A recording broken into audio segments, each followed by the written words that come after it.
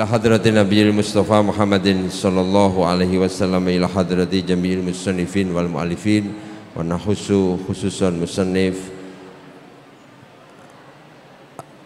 Al-Hikam Ibnu Athaillah As-Sakandari, wa ila hadrati Simbah Dalhar, Simbah Khudari, Simbah Abdurrahman Khudari, Simbah Ahmad Muhammad Khudari, Syekhina wa Masyayikh Syekhina Qiyasat Syari wa ahli baitihi wa jami'i masyayikh al-asar. Lahumul Fatihah. A'udzu billahi minasyaitonir rajim. Bismillahirrahmanirrahim. Alhamdulillahi rabbil alamin arrahmanir rahim maliki yaumiddin. Iyyaka na'budu wa iyyaka nasta'in ihdinas siratal mustaqim. Siratal ladzina an'amta 'alaihim ghairil maghdubi 'alaihim waladdallin. Rabbi firli wa liwalidayya amin. Mohon didengarkan dengan serius, tidak boleh ada yang ngomong-ngomongan kecuali anak kecil, dimakfu nih anak kecil. Kalau kalian tolong didengarkan, tolong diangen-angen, tidak melihat saya yang bicara tapi dengarkan apa yang saya bicarakan.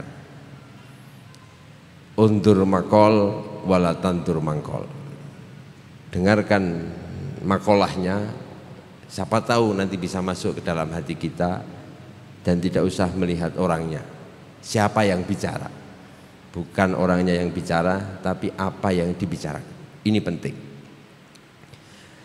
Kita akan sedikit mengulas yang kemarin supaya kita masih bisa menyambungkan hikmah sebelumnya, bahwa hikmah yang kemarin tentang bagaimana kita memilih sahabat, bagaimana kita memilih seorang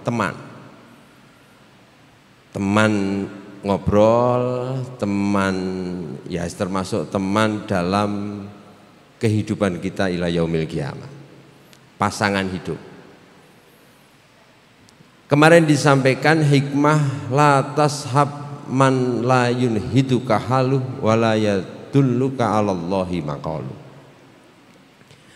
bahwa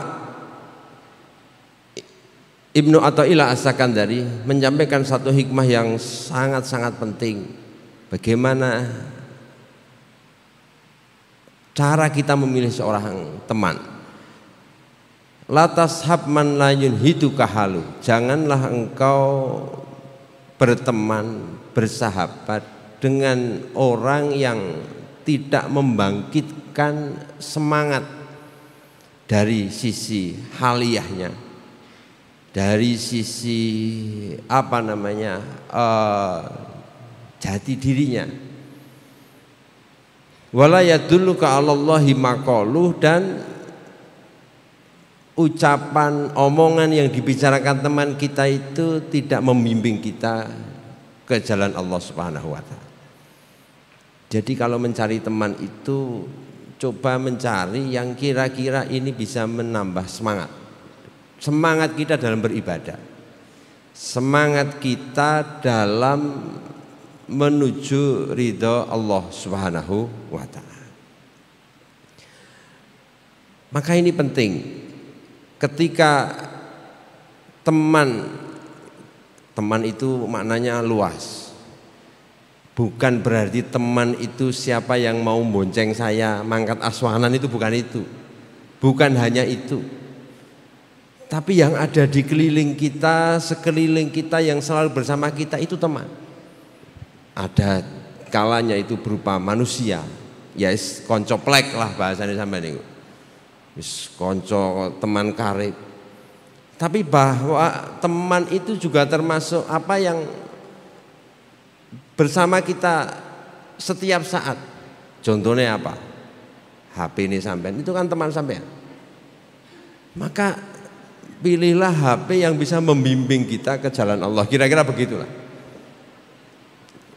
Bukan berarti HP-nya yang jilbaban, loh, enggak ada HP yang jilbaban itu ya. HP yang betul-betul bermanfaat. Termasuk aplikasi di dalamnya kan begitu. Oh jombong trading tok isine ngono lho. Malah meng bangkrut, malah payah, kok kena penipuan sampean. Paling tidak di HP sampean ada aplikasi-aplikasi yang bisa mendorong, paling orang YouTube lah. Dan juga mungkin buku bacaan itu teman sampean. Maka HP kita dan seluruh isinya, buku yang kita pegang, bacaan, teman main kita, apapun itu menjadi teman.